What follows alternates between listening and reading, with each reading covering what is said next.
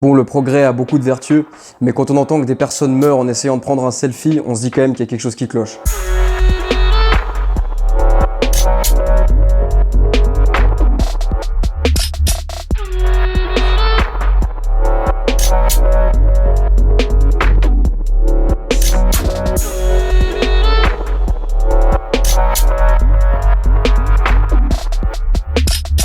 Bon, les téléphones et les réseaux font pas exactement de la pub pour le langage, mais le rapport qu'ils entretiennent avec lui vaut quand même la peine qu'on se penche dessus. Alors, un élément intéressant de ce point de vue, c'est le hashtag, dont le rôle principal est d'identifier des thématiques pour regrouper tous les propos qui s'y rapportent. Autrement dit, il catégorise, il devient le nom commun de certains sujets et c'est ça qui est plus intéressant, de certains types d'expériences qui perdent du coup leur spécificité pour ne garder que ce qu'elles partagent avec d'autres expériences similaires. Donc en présentant tel événement par le biais d'une suite de hashtags, on ne raconte pas ces expériences dans ce qu'elles ont de personnel et d'unique, on n'essaye pas d'en retranscrire les nuances et leurs valeurs spécifiques, on les range d'emblée dans des cases prédéfinies et grossières, dans le sens où elles sont élaguées de toute particularité et qu'elles s'appliquent à quantité d'autres cas. Tout est ramené à du commun, on ne décrit pas son propre rapport à tel événement, mais on fait entrer cet événement dans des catégories universelles, ce qui est une manière rassurante de s'inscrire soi-même dans un réseau d'activités sanctionnées par la communauté, comme celle qu'il faut pratiquer, et s'intégrer à ce monde numérique où chacun est tout le monde et nul n'est lui-même. Ça engage un rapport neutre à l'expérience, un rapport matérialiste, au sens où le ressenti est évacué pour ne laisser la place qu'à ce qui est objectivement descriptible. Dans l'idée d'une homogénéisation de la langue et des sensibilités, vous vous demandez peut-être parfois, en voyant leurs publications, si certains de vos contacts n'ont pas grandi à Manhattan, et vous avez donc peut-être constaté que l'anglais tend à supplanter le français, pour prendre le cas qui nous concerne, sur les réseaux sociaux. Or, les mœurs et la langue des peuples étant en étroite corrélation, délaisser sa propre langue, c'est quelque part tourner le dos à sa culture et à sa tradition au profit d'une proto-culture mondiale dont l'abolition des différences linguistiques entraîne avec elle celle des spécificités culturelles. Parler sa langue, c'est contribuer à la conservation d'un patrimoine. Alors, si on veut essayer de comprendre cette anglophilie généralisée, on peut passer par le dialogisme, l'idée que les mots, et de façon plus générale la langue, ne sont pas reçus dans leur neutralité, mais conservent la trace sensible de leurs usages passés et de nos propres investissements affectifs. Dans cette perspective, on a tendance à lier l'anglais aux séries, aux films et à la musique, entre autres, c'est-à-dire au monde du divertissement et de la mondanité. La langue anglaise telle qu'on la perçoit et telle qu'on l'a reçue, elle est coulée entièrement dans cet univers culturel, Hollywood, MTV, Netflix, Spotify, en gros, et on associe donc l'anglais au loisir et à la modernité, alors que le français c'est les parents, l'école, le vieux monde, le travail. Tout ce que nos générations avides de jouissance et de liberté rejettent passionnément. Alors encore, si c'était l'anglais de Shakespeare ou d'Audrey Hepburn, pourquoi pas? But of course I wanted to have more shape and I didn't want to be as tall as I was, especially as I wanted to be a dancer. Mais non, l'anglais numérique, c'est cet anglais postmoderne qui sent le chewing-gum et la crème solaire. Hey, is this beach topless? No, but my margarita's bottomless. Mexico! Dans le prolongement de cette réflexion sur le commun, on peut encore se pencher sur le remplacement de l'expression par le symbole, et notamment les symboles du cœur et du pouce. Toutes les émotions et les pensées que peuvent susciter une photo, une vidéo, une réflexion sont résumées à une phrase unique, « j'aime ». On sait d'ailleurs pas exactement qu'est-ce qu'on veut dire par là, j'aime ce que ça représente, j'aime le message, je trouve ça juste, j'aime le fait qu'on ait publié ça, etc., etc. Ça aboutit d'une part à une uniformisation des réactions, une sorte de communisme émotionnel, et d'autre part à un nivellement de l'information, puisqu'on peut réagir exactement pareil à une photo de chaton et à un long post très sérieux sur un sujet très grave. Donc indépendamment de leur nature et de leur pertinence, tous les contenus sont soumis au même régime d'évaluation, ce qui certainement ramollit notre faculté à discriminer l'information et à accorder une attention proportionnelle à son objet. Alors en plus, la facilité et la désinvolture avec laquelle on signale aimer telle ou telle chose entament fortement la valeur symbolique du geste qui en vient à ne presque plus rien signifier du tout. D'où la surenchère. Ce qui perd en qualité, il cherche à le retrouver par la quantité. Personne n'est touché ou satisfait par un j'aime, ni par deux, ni par trois. Il n'y a plus que l'abondance qui peut redonner de la valeur à ce geste galvaudé, ce qui explique la prolifération de posteurs compulsifs. Parce qu'il y a presque quelque chose du mythe de Sisyphe dans cette frénésie. L'approbation de la communauté est jamais suffisante et la mise en scène de soi doit être toujours recommencée. Le soulagement qu'elle procure est éphémère. Elle est manifeste et en même temps douteuse. Le publicateur frénétique semble toujours se demander si c'est bien vrai. Est-ce qu'ils ont vraiment aimé ? Il est aussi suspicieux qu'enthousiaste. Et c'est pour ça qu'il doit sans cesse renouveler l'expérience pour continuer de croire. Ce qui explique aussi que le confinement ait soudainement rendu les gens très sentimentaux et très nostalgiques. C'est que même la quantité de likes ne change pas leur vacuité, c'est du vide qui se multiplie. 200 personnes ont mis le doigt sur le cœur. Qu'est-ce qui leur en a coûté ? Rien. Qu'est-ce que ça signifie pour moi ? Rien. Qu'est-ce que ça m'apporte ? Rien. Dans la vraie vie encore, dire j'aime à propos de telle ou telle chose, dans le meilleur des cas, c'est déjà se livrer un peu. On dit quelque chose de soi dont on peut vraiment répondre. Appuyer sur un pouce ou sur un cœur, ça n'engage rien de soi. Donc on se manifeste un intérêt constant dont on ignore toujours la valeur et c'est pour ça que ça génère des pathologies et toutes sortes de névroses chez ceux qui s'habituent à faire dépendre leur estime de soi de cette gloriole numérique parce qu'une fois dehors, il n'y a pas des grands cœurs rouges qui viennent nous chanter louange. Si les dessous de l'exposition de soi sont plus troubles qu'il n'y paraît, ils n'en sont pas moins joliment couverts par la dimension ludique de ces interfaces. Vous pouvez aussi utiliser des applications qui sont ultra cool pour faire des stories trop stylées. Tout est coloré, scintillant, tout a l'air d'une magnifique innocence. Vous pouvez changer le fond. On s'y blottit dans la futilité, bien à l'abri des choses qui fâchent. Par exemple, là, celle-ci, elle va plutôt bien au niveau des couleurs, mais je me dis que les 2 chocolats à côté, ça fait peut-être un peu trop, donc je vais pas la mettre maintenant. Alors le caractère intuitif et séduisant de ces interfaces, où il suffit de glisser son doigt pour faire advenir mille et une choses, prolonge l'univers ludique de l'enfance et correspond à ce que Michel Clouscar appelait la magie moderne, c'est-à-dire le fait qu'on puisse utiliser des appareils sans connaître leur fonctionnement et sans avoir à fournir aucun travail en retour, ce qui nous habitue à consommer sans produire. Autrefois, l'usage d'un progrès était encore une technique d'usage. Il y avait comme un échange symbolique entre le travail qui permettait l'usage et la fonction libératrice de cet usage. Le travail des uns sera l'éternelle adolescence des autres. Aujourd'hui, on a même acquis, par le moyen d'applications spécialisées qui se démocratisent de plus en plus, une sorte de pouvoir démiurgique qui nous permet de tout modifier et de faire apparaître et disparaître des éléments du réel à notre guise. Et tout ça crée inévitablement des comportements capricieux et rend toujours plus difficile d'accepter l'attente, l'effort, l'impossibilité, en un mot, la réalité. Personnellement, j'aime pas trop le jaune sur les photos, je sais pas pourquoi, donc j'enlève, je désature comme ça un petit peu les jaunes, également un petit peu les oranges. Donc le sérieux et la responsabilité sont battus en brèche, et l'omniprésence du rire va tout à fait dans le même sens, attesté notamment par les mèmes, dont la fonction principale est justement de faire rire ou de se moquer, qui ont envahi l'espace numérique et qui contribuent à faire du téléphone le lieu privilégié d'un batifolage sans fin. Alors il y a une fonction, boomerang, ces petits clips qui passent en boucle, qui est propre, je crois, à Instagram uniquement, qui cristallise 2 traits typiques de l'activité sur les réseaux, la répétition, la réduction de notre activité à des procès très brefs et redondants, et le rire, rire parce que cette mise en boucle donne le plus souvent un tour comique à ce qui est montré. Donc on s'amuse à se voir répétant le même geste. Et c'est presque comme s'il y avait un plaisir à se voir mécanisé, comme si ça nous rapprochait du monde numérique, parce que contrairement à la simple vidéo qui copie le réel, cette application le transforme et lui donne une forme qu'il ne peut pas prendre par lui-même.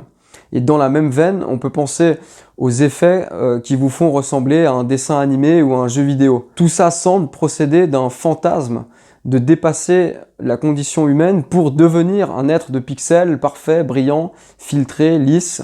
Et Roland Gori parle même d'une honte prométhéenne de l'homme face à la perfection des machines et du numérique. Et pour lui, l'augmentation du goût pour les expériences virtuelles en lieu et place des expériences réelles provient d'un animisme lui-même issu d'un désir d'imaginaire qui serait une réaction au désenchantement du monde rationalisé et désacralisé. Alors je m'étends pas là-dessus, mais l'idée en tout cas est intéressante, d'autant plus que l'auteur, qui est psychiatre, rapporte dans son article que de plus en plus de patients se plaignent que leur conjoint les délaisse au profit de relations virtuelles avec des avatars.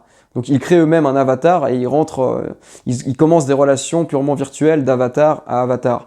Donc quand je dis fantasme, j'exagère malheureusement à peine.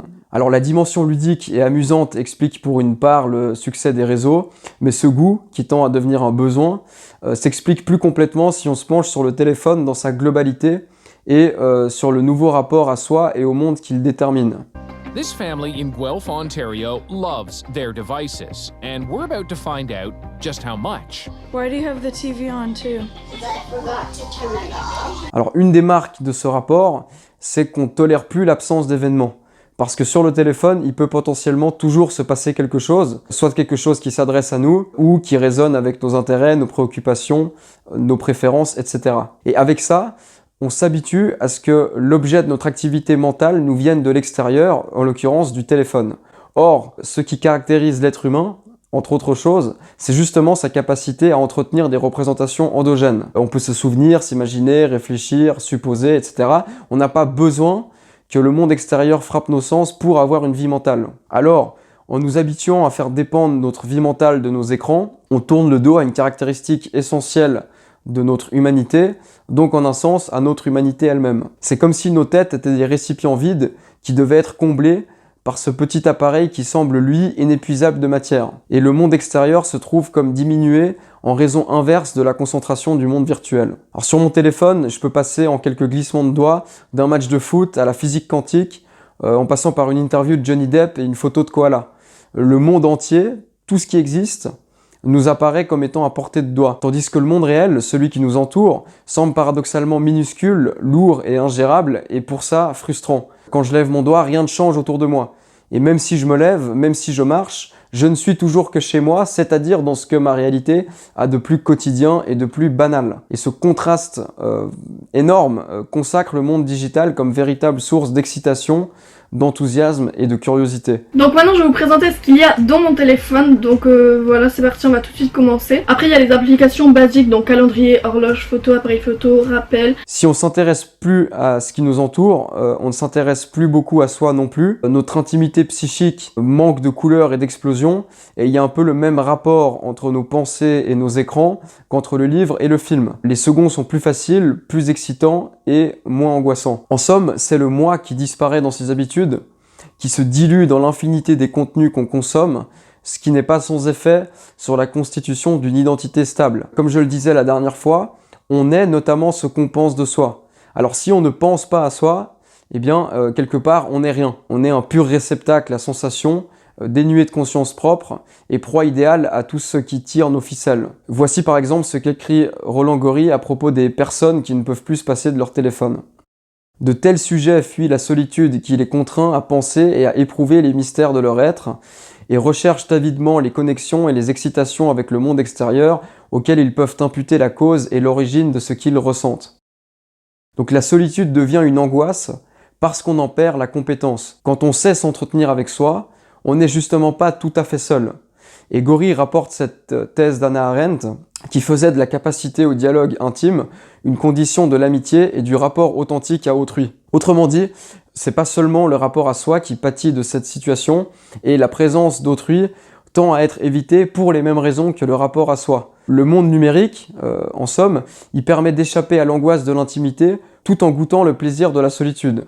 On est en contact permanent, mais sans avoir à assumer l'investissement sensible et affectif de la présence physique et de l'amitié. Et Gori cite des études menées au Japon, où il y a énormément de cas de personnes qui se coupent entièrement du réel pendant des mois et parfois même pendant des années.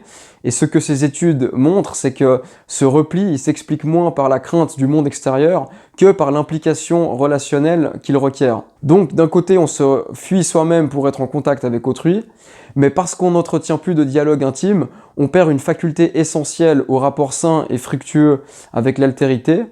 Et de l'autre, ce rapport dégradé qu'est le contact virtuel ne nourrit pas notre subjectivité de façon satisfaisante. Et tout ça ensemble, tout ce réseau d'intrications, va dans le sens d'un appauvrissement de la subjectivité. Le fait est qu'on met littéralement un écran entre soi et l'autre, écran qui devient le sujet de discussion. On parle de la réalité telle qu'elle apparaît dans nos téléphones, au prisme du ludique, de l'humour et du commentaire intempestif et irréfléchi. C'est la version contemporaine de l'allégorie de Platon, dont la cave est devenue la chambre obscure de l'adolescent schizoïde que seul illumine l'éclairage de son machin tactile qui le tient à belle distance du monde des idées. Et on se maintient dans cet état, entre autres parce que c'est plus facile, l'information nous est offerte, qui plus est en abondance, donc on a juste à y butiner ce qui nous plaît, tandis que sans téléphone, on ne peut compter que sur sa propre conscience pour élaborer une discussion, ce qui malheureusement tient de plus en plus du miracle. Alors cette dépendance aux sollicitations externes peut aller jusqu'à devenir existentielle. Aujourd'hui, exister, c'est être perçu. On peut me joindre, donc j'existe. Je n'existe pas une fois pour toutes en fonction d'un élan initial qu'il suffirait d'entretenir. À chaque moment, mon existence se rejoue, demande à être justifiée ou soutenue par des appels, des sourires, des messages. Donc c'est comme si notre joignabilité mesurait la plénitude de notre existence, ce qui explique qu'on soit porté à être présent sur tous les réseaux sociaux. Comme l'a bien montré récemment Maurizio Ferraris, c'est très difficile de dire non au numérique, et donc au réseau, qui nous mobilisent en permanence. Ils ont pris une telle place dans l'environnement social que de ne pas en être, c'est de fait s'extraire, à 1 degré du moins, de l'espace social. Et ça, c'est d'autant plus vrai que le numérique fonde de plus en plus notre sociabilité. Si on reprend le cas des mèmes, par exemple, ils ont une dimension autoréférentielle à la culture dans laquelle ils naissent, et ils contribuent à la création et à la reconnaissance mutuelle d'individus comme groupes, capables de reconnaître les signes de cette culture. Autrement dit, ils créent des communautés de valeurs dont on est évidemment exclu si on ne participe pas à l'ensemble où ils s'inscrivent. Résultat... Oh putain! QI de 143! Mais vous avez une intelligence supérieure! Un autre trait caractéristique du mème, c'est son mode de diffusion qui est épidémique. Il se propage très vite et souvent disparaît tout aussi rapidement. En ça, il s'inscrit bien dans le règne de l'éphémère propre au monde numérique, où on passe continuellement d'une chose à l'autre, où tout est aussi intense qu'épisodique. Christian Bocage, qui a consacré un article célèbre au phénomène, a identifié, au nombre des traits qui le définissent, la juxtaposition atypique d'éléments improbables. Autrement dit, le mème, c'est une pratique du disparate, et couplé à sa dynamique de diffusion, on se rend compte qu'il cristallise les points essentiels du monde numérique, qui est un monde déstructuré, bancal, hétérogène, où on s'habitue à passer du coq à l'âne et à ne jamais faire sens de ce qu'on expérimente. C'est exactement la même chose avec le hashtag. Il façonne le culte d'un langage minimal. C'est la destruction de la phrase au profit du mot-clé qui condense tout un mode de vie, un humour, un rapport au monde. Mais en détruisant la phrase, dans une certaine mesure, on détruit aussi la pensée. On remplace la description par une suite déliée de termes.